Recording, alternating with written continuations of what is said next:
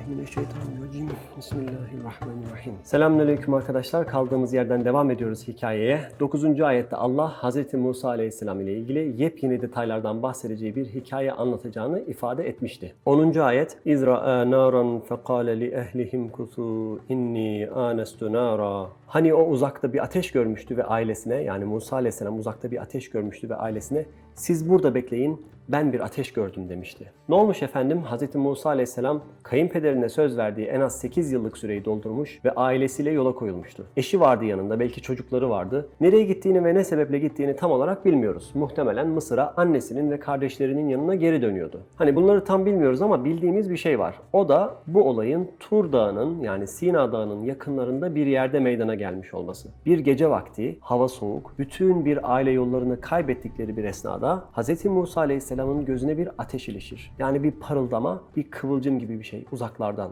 فَقَالَ لِأَهْلِهِمْ كُثُوا. Ailesine diyor ki siz burada bekleyin. Fakat ilginçtir arkadaşlar, Kitab-ı Mukaddes Hz. Musa'nın bu olayı yaşarken yanında ailesinin olduğunu söylemez. Baktığınız zaman bu konuyla alakalı yapılmış bütün çizgi filmlerde ve filmlerde Musa Aleyhisselam'ın çobanlık yaparken, koyunlarını ve hayvanlarını otlatırken bu ateşi gördüğü işlenir. Çok mantıklı değil aslında. Medyen'de yaşayan bir insan yüzlerce kilometre uzaklıkta çobanlık yapmaz. Yani ilginç bir şekilde Hz. Musa'nın ailesi görmezden geliniyor. Sanki yokmuş gibi, sanki Medyen'den bir hanımefendiyle hiç evlenmemiş gibi gösteriliyor. Hani onlar da biliyor aslında evlendiğini, hatta 3 çocuğunun olduğu ifade edilir kendi kitaplarında. Fakat bu olayla ilgili konuşuyorum. Kur'an-ı Kerim'de görürsünüz zaman zaman Yahudi ve Hristiyanların yaptığı hatalardan bahsedilir ki bu ifadelerin bir amacı da Müslümanları uyarmaktır demiştik. Aynı hataya düşmemeleri için. Mesela Yahudilerin Tevrat'ta bazı ayetleri tahrif ederek, ayetlerdeki kelimelerin yerlerini değiştirerek manaya müdahale ettiklerinden bahsedilir. Hemen her peygamber hakkında yakışıksız ifadeler kullandıkları, özellikle Hz. İsmail Aleyhisselam hakkında çok ağır tabirler de vardır Tevrat'ta. Ve hatırlayın, Hz. Hacer annemizle Hz. İsmail Arap Yarımadası'na bırakılmış ve orada bir medeniyet inşasında harç olmuş insanlar. Fakat Yahudiler Hz. İbrahim'i paylaşmak istemiyorlar. Hem Hacer annemizi hem de Hz. İsmail Aleyhisselam'ı sevmedikleri için maalesef Araplara karşı da içlerinden atamadıkları bir nefret var. Konuya dönelim.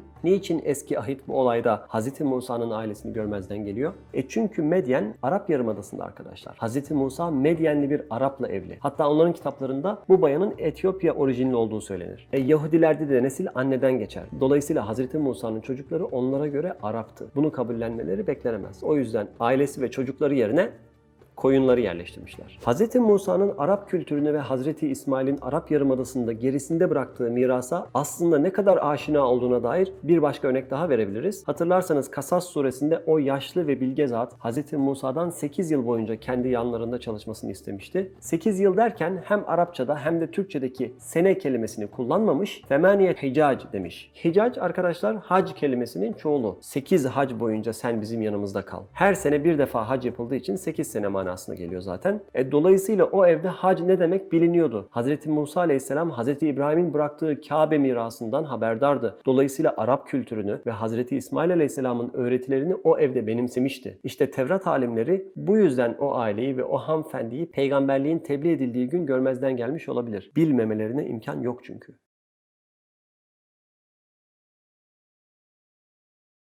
Ki dediğim gibi zaten bahsediyorlar kitaplarında ama o kadar çok rahatsız edici şeyler var ki biraz detay vermek için hazırlık yapmıştım ama içim hiç rahat etmedi. O yüzden girmeyeceğim detaya. Yani doğru olmadığı belli olan, Kur'an'ın çizdiği tasvirden farklı bir tasvir çizen şeylerden bahsedip zihnimizi bu kırıntılarla kirletmeye gerek yok. O yüzden isimlerden, Hz. Musa'nın evlendiği kişiyle ilgili kendi kitaplarında akrabalarının yaptığı yorumlardan vesaire bahsetmeyeceğim. Ama Tevrat'ta varlıklarını sürdürebilmeleri için Yahudilerin farklı ırklardan insanlarla evlilik yapmamaları ile ilgili çok ciddi taşridatlar var. Tevrat derken de yani Tevrat dediğimiz şey öncelikle bizim Bible olarak bildiğimiz kitaptan farklı değil. Bilerek İncil demiyorum, sebebi var. Hani filmlerde görürsünüz veya yurt dışına çıktıysanız bir otele gittiğiniz zaman yatağın yanındaki çekmecelerin içinden çıkar. Bu Holy Bible dediğimiz şeyin yaklaşık %70'i, %80'i Tevrat'tır. Sadece son kısmında İngilizce'de Gospel diye bilinen, bizim İncil olarak bildiğimiz Hz. İsa'ya inen kitap vardır. Veya onun öğretilerinin olduğu kitap vardır. Bu ikisini bir kitapta birleştirince Kitab-ı Mukaddes dediğimiz kitap ortaya çıkıyor. Hristiyanların bir servisidir bu. Yahudiler kitaplarının İngilizceye çevrilmesini edilmesini istemezler büyük oranda. Hatta Tevrat'a eski ahit, İncil'e yeni ahit derler. Fakat bu Musevilerin hoşuna gitmez. Çünkü ortada iki antlaşmadan bahsediyorsunuz ve Yahudilerin kitabına eski, diğerine yeni diyorsunuz. Yani satır arasında Tevrat'ın artık hükmünün olmadığını ifade etmiş oluyorsunuz. Dolayısıyla Musevilerle muhatap olurken onların hoşuna gitmeyecek bu terimleri kullanmamak lazım. Eski ahit yerine İbranice İncil veya yurt dışında yaşayanlar için söylüyorum Hebrew Bible tabirleri kullanılabilir. Şimdi Tevrat sadece vahiyden oluşmuyor. İçinde o kadar çok isim, sayı, tarih, yer detayı var ki Kur'an'la karşılaştırdığınızda ilahi bir kelamdan ne kadar uzaklaştığını görüyorsunuz. Ki mantıken indirilmiş en basit suhuf ve ayetler ilk peygamberlere, en cami ve kapsayıcı metinler de son peygamberlere indirilmiş olması daha akla yatkın. Ama bakıyorsunuz Tevrat'a, Kur'an'dan çok daha detay var içinde. İnsanların hiçbir işine yaramayacak detaylar da çok. Bazı hahamların sözlerini de dinden saydıkları için onların sözlerini ve yorumlarını da kutsal kitaba eklemişler. Bu farklı ırktan evlilik meselesiyle ilgili Ezra, yani bizim Üzeyir olarak bildiğimiz figür ve Nehemya kitaplarında çok sert ifadelerle Yahudiler men ediliyor. Ama baktığımızda Hz. Musa, Hz. Süleyman, Hz. Yusuf gibi peygamberler Yahudi olmayan kadınlarla evlenmişler. Dolayısıyla bu kitaplarda yapılan tahşidat doğru olmayabilir. Velev Hz. Üzeyir, ki bizde peygamber olduğunu düşünen alimler de vardır, Allah'ın sevdiği bir kuldur. Hz. Üzeyir bunları söylemiş olsa bile çok ciddi, makul bir sebebi olduğunu düşünmek lazım. Kur'an da kısıtlar evliliği, yani ehli kitap harici evlilikleri, ama ırka dair bir şey yok. Bunları niye anlattım arkadaşlar? Yani niçin Hz. Musa'nın ailesini görmezden geliyorlar? Onu anlatıyordum, onun için anlattım.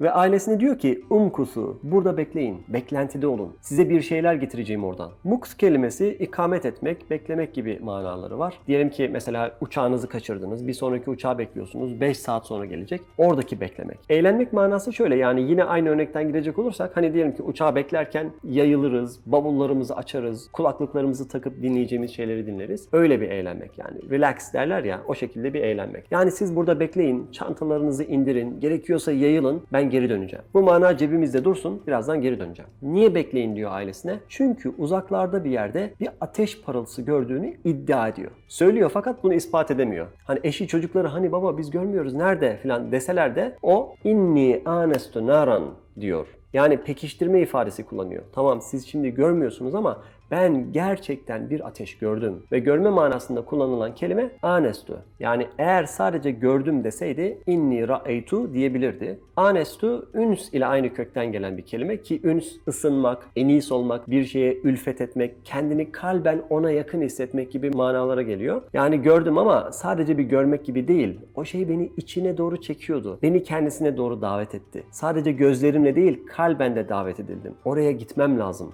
diyor ailesine. Tam görmemiş, sezmiş de olabilir. Hani bir dağın tepesinde geceleyin ancak belli olabilecek hafif bir turunculuk gibi bir şey de görmüş olabilir. Bir sezi, bir hadsi kat'i, kalben bir meyil, ne diyecekseniz size kalmış. Ama tabii ki gözüyle gördüğü mana daha doğru gibi. Öyle bir parıltı ki Musa Aleyhisselam'ın görebileceği bir anda parıldamış ve kaybolmuş ve saati, dakikası, saniyesi Allah tarafından planlanmış gizemli bir kurgu. Ve ayet devam ediyor. Musa Aleyhisselam ailesinden ayrılırken onlara diyor ki لَعَلِّي آتِيكُمْ مِنْهَا بِقَبَسٍ اَوْ اَجِدُ عَلَى النَّارِ هُدًى. Belki size bir kor, bir alev getiririm yahut ateşin yanında bir yol gösterici bulurum demişti. Hani filmlerde görürüz ya, özellikle Indiana Jones filmlerinin afişlerinde meşaleler veya şöyle sahneler vardır filmlerde. Adamın elinde sönmüş bir meşale var fakat bir başka meşaleden ateş alabiliyor. İşte öyle bir şey. Sonuçta hava soğuk ve karanlık, çölün ortasında ateş her halükarda lazım olacak. Bir bunu diyor. Bir diğeri de ev ecidu alen nari huda, yani o yukarıdaki ateşin yanında belli ki birileri var. Ya ısınıyorlar ya yemek pişiriyorlar. Onların yanına gideyim. Belki bana yol gösterirler. Acaba doğru yolda mıyım? Gitmek istediğim yere nereden gidebilirim gibi sorular soracak. Sonuçta belli ki kaybolmuşlar. Ha bu arada o da çok zordur yani erkekler için diyorum. Düşünsene abi, ailenle bir yere gidiyorsun, yolu kaybetmişsin. Yolu kaybettiğini ailene ilan ediyorsun ve başkasından yol tarifi isteyeceksin. Yani mütevaziliğin bu kadarı. Hani burada biraz daha uzatalım arkadaşlar. Rahat rahat gidelim böyle sindire sindire. O sahneyi düşünebiliyor musunuz? Yani 4-5 kişilik bir aile eşyalarıyla gece vakti çölün ortasında kaybolmuş ve baba sadece kendisinin gördüğü bir ateşi sezdiğini ve oraya gideceğini söylüyor. geliyor. Mesafeye baksan birkaç saatlik yol. Normal bir kadının, bir annenin tepkisi ne olur böyle söyleyen bir babaya? Sen bizi bırakıp nereye gidiyorsun? Ne alaka gece gece? Ben çocuklarla çölün ortasında ne yapacağım? Biz de seninle beraber gelelim. Ya böyle demez mi? Mantıklı değil mi? Diyelim ki bunları söyledi ve Hz. Musa da gitmedi oraya. Eşini dinledi ve gitmedi. End of the story. Herkes evine dağılsın arkadaşlar. Hikayenin geri kalanı falan yok. Ama hiçbir şey söylemiyor. Eşine güveni tam. %100 arkasında. Hele ki böyle zor ve zahmetli bir durumda eşinin kararlarını sorgulamıyor. Evli arkadaşlar şunu diyebilir. Ya benim eşim bu annemiz gibi olamaz ki. Hayır arkadaşlar. Olmaması için hiçbir sebep yok. Çünkü Hz. Musa bu güveni kendisi kazanmıştı. Meccanen, bedavadan gelmedi bu güven. Kendisini defalarca ailesine ispat etmişti. İhtiyaçları olduğunda onların yanında olmuştu. Onlara kendi özgürlüklerini yaşamaları için fırsatlar vermişti. Onların üzerinde baskıcı bir baba olmamıştı ama her zaman görüp gözetmişti. Ve zamanı gelince böyle bir isteğe karşı ailesinden güven ve destekten başka hiçbir karşılık görmemişti. Arkadaşlar ilk bakışta önemsiz bir konuşmanın Kur'an-ı Kerim'de yer alması gibi görünüyor. Yani niçin Allah Hz. Musa'nın bu sözlerine bu kadar değer vermiş de Kur'an'a koymuş? Çok mu önemli? Oraya gidip bir ışık ve bir yol gösterici bulacağını umduğunu söylemesi. Birincisi, bir babanın ailesini terk ederken onları rahatlatmak için bazı sözler söylediğini görüyoruz. Yani siz burada oturun, yayılın, piknik yapın, rahatlayın. Ben oraya gideceğim, ateş getireceğim size. Hem orada insanlarla da görüşürüm, yol sorarım onlara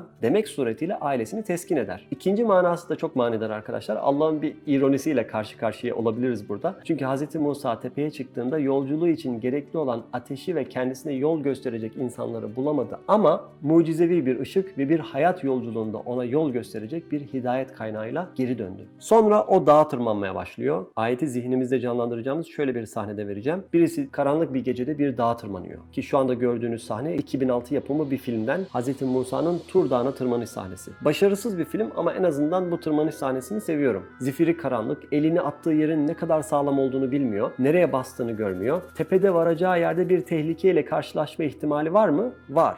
Felemma ve en nihayetinde etaha, ateşi gördüğü yere vardı. Nudiye, nida edildi. Ey Musa! Tırmandığınız dağ tamamen yabancı bir yer. Tırmanırken sizi birisinin görmesi imkansız. Zaten Medyen'den yüzlerce kilometre uzaktasınız. Tamamen alakasız bir dağ başında tanımadığınız bazı insanları görmeyi umuyorsunuz ve gece yarısı dağın zirvesindeki düzlüğe ulaştığınızda o ses "Ya Musa" İsminle hitap ediliyor. Hz. Musa Aleyhisselam'ın kalbi güm güm atmaya başladı. Daha önce hiç duymadığı, kimden geldiği belli olmayan bir ses etrafına bakıp neler olup bittiğini anlamaya çalışırken vadinin sağ tarafından alevler içinde yanan bir ağaç gördü ve o ağaç tarafından o ses devam etti. İnni ene rabbuke fehla'na aleyk. Ben, şüphe yok ki ben senin Rabbinim, senin efendinim, senin sahibin benim. Ayakkabılarını çıkart. Niçin? İnneke bil vadil mukaddesi tuva. Zira sen mukaddes Tuva vadisindesin. Hz. Musa Aleyhisselam'a verilen ilk emir ayakkabılarını, yani daha spesifik ifadesiyle papuçlarını veya sandaletlerini çıkarması yönünde bir emir. Efendimiz'e verilen ilk emir oku idi. Hz. Musa'ya verilen ilk emir papuçlarını çıkar çünkü burası mukaddes bir mekan. Yani ilki oku emri, ilim merkezli bir emir, ikincisi de edep merkezli bir emir diyebiliriz. O da zaten duydukları karşısında neredeyse heyecandan yere yolacak, hiç sorgulamadan ayakkabılarını çıkardı. Baktığınız zaman aynı hikayenin Kitab-ı Mukaddes kaynaklarında da benzer şekilde geçtiğini görüyorsunuz. Şu anda ekranda gördüğünüz çizgi film karelerinde de ilk vahyi alev alan bir ağaç tarafından gelen bir sesle aldığı ehli kitap tarafından da işleniyor. Moses, take off your shoes, for you are standing on holy ground.